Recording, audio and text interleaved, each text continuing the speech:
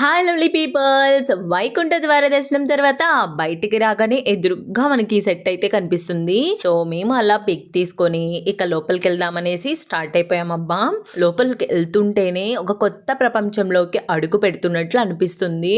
ఒక్కటంటే ఒక్కటి కూడా ప్లాస్టిక్ ఫ్లవరే లేదు. కంప్లీట్గా అన్నీ కూడా న్యాచురల్ ఫ్లవర్స్తో, ఫ్రూట్స్తో ఎంత బాగా చేశారో, అసలు ఎంత టైం తీసుకుందో తెలియదు కానీ వండర్ఫుల్గా ఉంది. అసలు ఒక కొత్త లోకంలో అడుగు పెట్టినట్టు అనిపిస్తుంది మనకు. అక్కడున్న ఒక 10 మినిట్స్ అయినా సరే స్వామివారికి సంబంధించి ఏ చిన్న సేవ అయినా సరే చేయడానికి స్వామివారి భక్తులు చాలా మంది ఎదురు చూస్తూ ఉంటారు.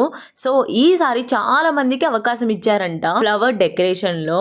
నాకైతే చాలా బాగా నచ్చింది. మాక్సిమం నేను అక్కడ చాలా సేపు ఉన్నాను. ఇంకా ఎంతసేపు తీసుకుంటావమ్మా వీడియో అన్నారు.